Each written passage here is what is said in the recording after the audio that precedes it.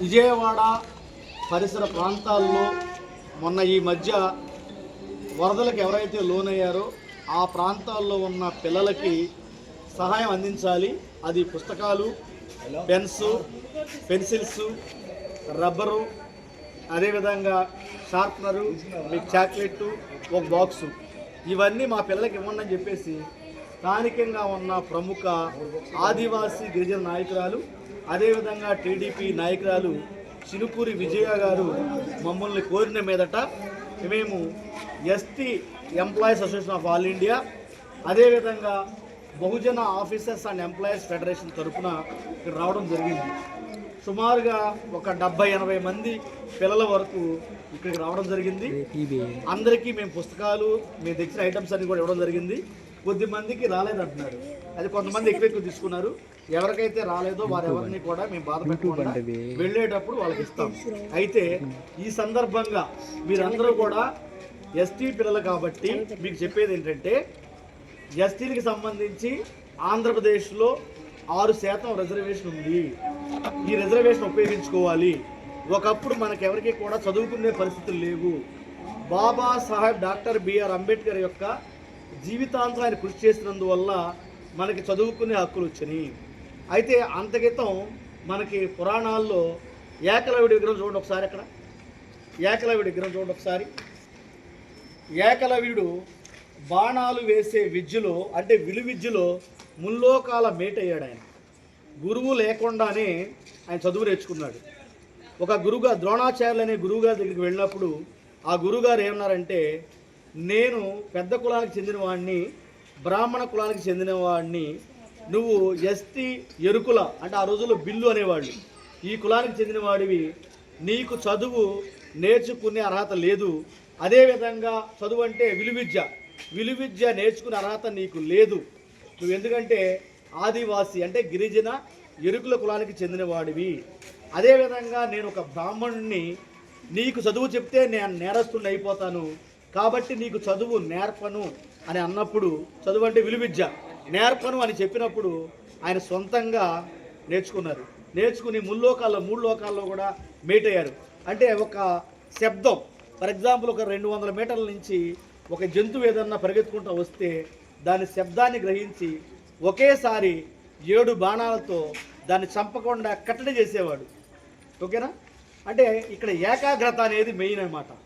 అంటే మన అభివృద్ధి కోసం ఎవరు సహాయం చేసినా చేయకపోయినా కూడా మనము మా జీవితంలో ఏదో ఒకటి సాధించాలి అన్న ముఖ్య ఉద్దేశంతో మీరందరూ కూడా విద్యావంతులు అవ్వాల్సిన అవసరం ఉంది. నేను కూడా మీ కులమే. నేను నిమ్మకూరు, కృష్ణా జిల్లా నిమ్మకూరు, అంటే ఎన్టీ రామారావు గారి ఊరు. ఈ రోజున ఏలూరులో ఒక గ్రూప్ 1 స్థాయి అధికారిగా, డిప్యూటీ ఎగ్జిక్యూటివ్ ఇంజనీర్గా పనిచేస్తా ఉన్నా. గత 20 సంవత్సరాల నుంచి నా పని ఏంటంటే, ఈ కాలనీకి కూడా, ఇక్కడ కూడా నేను 3-4 సార్లు రావడం జరిగింది. ఎక్కడైతే ఎస్సీ, ఎస్టీ, బీసీ, మైనార్టీ పిల్లలు ఉన్నారో, ఎవరైతే చదువుకోవట్లేదో, చదువుకి దూరంగా ఉంటున్నారో, మధ్యలో చదువులు ఆపేస్తున్నారో, అక్కడికి వెళ్ళి ముఖ్యంగా చదువు యొక్క ఇంపార్టెన్స్ని తెలియజెప్పడం కోసం ప్రయత్నం చేస్తూ ఉన్నాం. ఈ రోజున మేము వచ్చి పుస్తకాలు, పెన్నులు ఏవో ఇచ్చినందువల్ల మీరు పూర్తిగా డెవలప్ అవ్వరు. ఇదేంటంటే, మీ ఇంటికి మీరు వచ్చిన పెద్దవాళ్ళు వచ్చినప్పుడు, మీ బంధువులు వచ్చినప్పుడు మీకు ఏ అరటిపళ్ళు, ఏ చాక్లెట్లు, స్వీటు తీసుకొస్తారు.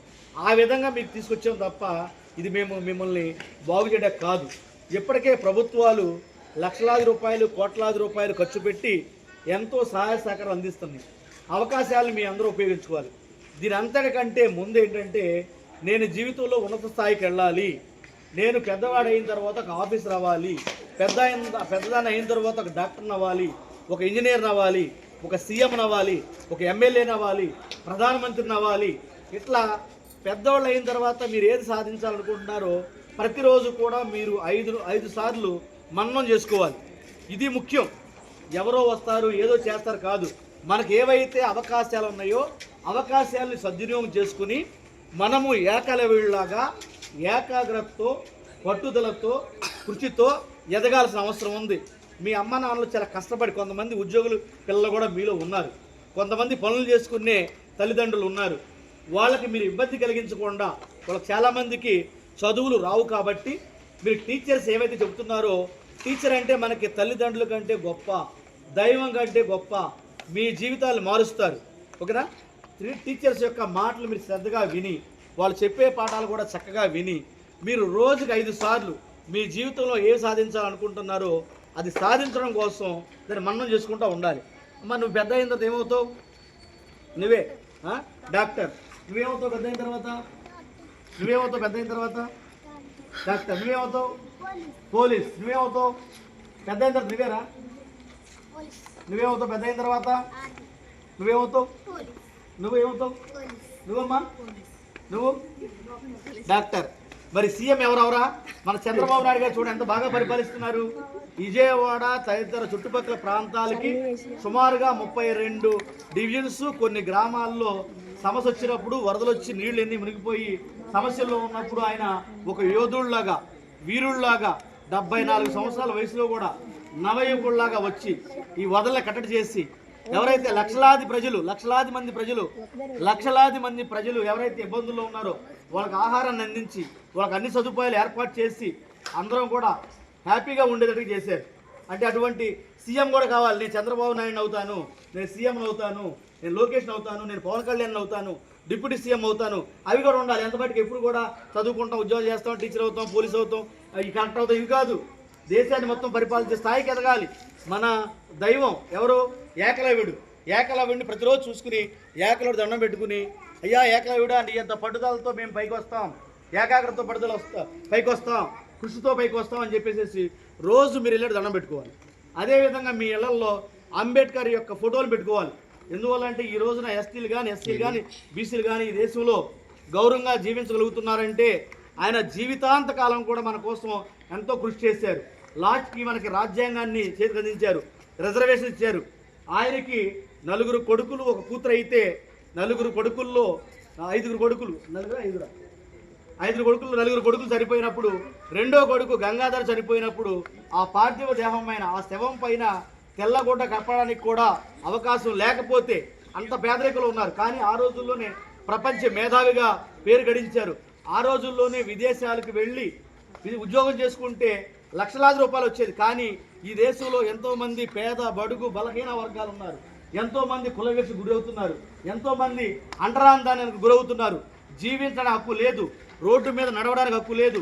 రోడ్డు మీద ఒక్కోసారి ఆ రోజుల్లో మనం నడవాలంటే మనం నల్లగోసి పెట్టుకోవాలి, తర్వాత ఇక్కడ ముంత కట్టుకోవాలి మెడకి, అదేవిధంగా నడువుకి చేట కట్టుకోవాలి. ఎందుకంటే నడవడానికి కూడా హక్కు లేదు. మనం నడిస్తే వీధులన్నీ కూడా మైలు పడిపోతాయి అని చెప్పేసి, అదేవిధంగా మనకు వస్తే రోడ్డు మీద వస్తే మైలు అయిపోతాయి అని చెప్పేసి ఆ రోజున ఒక మనిషిని వికారంగా తయారు చేసి సరైన దుస్తులు కూడా ధరించకుండా రోడ్డు మీద కూడా నడిచే అవకాశం లేకుండా చేసిన రోజుల్లో మన హక్కుల కోసం, జీవించే హక్కు కోసం, చదువుకునే హక్కు కోసం, ఒకప్పుడు మనం చదువుకోవడం నేరం, ఇటువంటి హక్కులన్నింటినీ ప్రసాదించిన ఎవరైతే డాక్టర్ బిఆర్ అంబేద్కర్ గారు ఉన్నారో వారి యొక్క ఫోటోని మీ ఇంట్లో పెట్టుకోవాలి. ఆయన ప్రపంచ నాయకుడు, ప్రపంచ మేధావి. కాబట్టి ప్రియమైన విద్యార్థులారా, మీ అందరూ కూడా ఇటు ఏకలవ్యుడిని స్ఫూర్తిగా తీసుకోవాలి, అటు బాబాసాహెబ్ అంబేద్కర్ స్ఫూర్తిగా తీసుకోవాలి. అదేవిధంగా ఇక్కడ ఆడపిల్లలు చాలామంది ఉన్నారు. మీ అందరూ కూడా ఈరోజు చదువుకుంటున్నారంటే 175 సంవత్సరాల క్రితం మహాత్మా పూలే, సావిత్రిబాయి పూలే పూణే నగరంలో మీకోసం విద్యాలయాలు స్థాపించారు. ఆడపిల్లలు చదువుకోవాలి, మహిళలు చదువుకోవాలని చెప్పేసి ఎన్నో పోరాటాలు చేసి విద్యాలయాలు స్థాపిస్తే ఈ రోజున ఆడపిల్లలందరూ కూడా ఈ రోజున చదువుకుంటే అవకాశం ఉంది. ప్రియమైన విద్యార్థులారా, మీరందరూ చరిత్రను కూడా తెలుసుకోవాల్సిన అవసరం ఉంది. ఈ రోజున మనం ఎంత హ్యాపీగా ఉంటున్నామంటే మన ముందు తరాల్లో ఉన్న సాహు మహారాజ్, గౌతమ్ బుద్ధ, పెరియార్ రామస్వామి నాయకర్, ఫాతిమా షేక్, బిర్సా ముండా, కొమరం భీం, ఇటువంటి వాళ్ళు ఎంతోమంది మన కోసం త్యాగాలు చేశారు. వారి గురించి కూడా తెలుసుకోవాల్సిన అవసరం ఉంది. ఈరోజు మేము ఈ సమయంలో కూడా ఇక్కడ రావడానికి ఏంటంటే మీకు కొన్ని మంచి విషయాల్ని బోధించాల్సిన అవసరం ఉంది. ప్రతిరోజు ఇంట్లో తల్లిదండ్రులు మీకు విషయాలు చెప్తారు, కానీ చాలామంది పిల్లలు తల్లిదండ్రులు లెక్క చేయరు, తల్లిదండ్రుల మీద పోట్లాడతారు, టీవీలు చూస్తూ ఉంటారు, ఫోన్లు చూస్తూ ఉంటారు, అల్లరి చేస్తూ ఉంటారు. కొంతమంది తల్లిదండ్రుల మీద కొంతమంది పిల్లలైతే వాళ్ళని కొట్టేస్తూ ఉంటారు తల్లిదండ్రుల్ని. టీచర్స్ మాట వినరు, టీచర్స్ కామెంట్ చేసుకుంటూ ఉంటారు. కాబట్టి మాలాంటి పెద్దవాళ్ళు వచ్చి మీకు కొన్ని మంచి విషయాలు చెబితే ఆ మంచి విషయాలు ఆధారంగా చేసుకుని మీరు ఎదుగుతారని చెప్పేసి ఈ రోజున మీకు చెప్పడానికి వచ్చాం. కాబట్టి ప్రియమైన మిత్రులారా, మీ అందరికీ పెద్దవాళ్ళందరికీ కూడా హృదయపూర్వకంగా ధన్యవాదాలు తెలియజేసుకుంటూ, మేము ఈ సమయంలో కూడా వందలాది కిలోమీటర్లు ప్రయాణం చేసి వేలాది రూపాయలు డబ్బు ఖర్చు పెట్టి వచ్చింది కేవలం మీ మంచిని కోరుకోవడం కోసమే.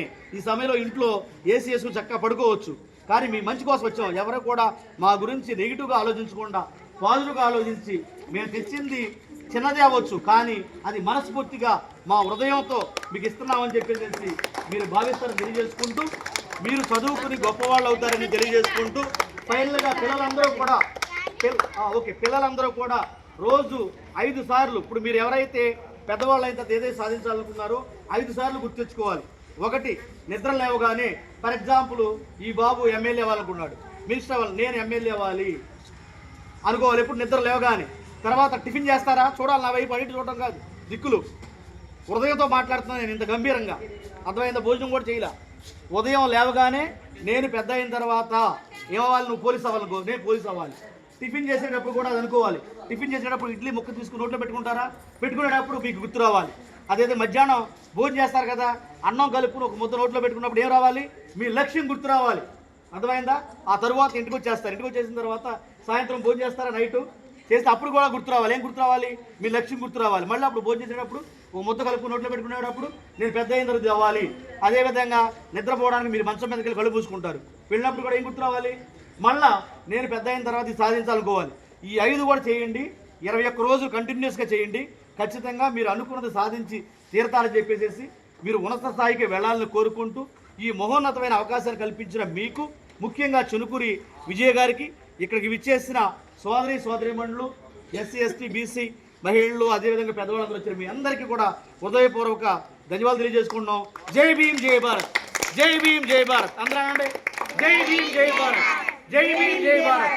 జై భీమ్ అంటే ఏంటంటే, నా తోటి జ్ఞానవంతులారా, వివేకవంతులారా, తెలివైన వారులారా, మీరు వర్ధిల్లాలి అని చెప్పడం అనమాట. అంటే ఏంటి, నేను డెవలప్ అవుతాను, మీరు కూడా డెవలప్ అవ్వండి, నేను తెలివైన వాడిని, మిమ్మల్ని తెలివిగల వాళ్ళుగా నేను గుర్తిస్తున్నాను, కాబట్టి ఆ విజ్ఞానం వర్ధిల్లాలి, మీరందరూ వర్ధిల్లాలి, మీరందరూ గొప్పవాళ్ళు అవ్వాలని చెప్పేసి మనస్ఫూర్తిగా కోరుకుంటూ ఉన్నాం. ఈ రోజుల్లో పెద్దవాళ్ళకు కూడా తెలుసు, అందరూ కూడా ఈ రోజున ఈర్ష్య, అసూయ, ద్వేషం ఉన్నాయి.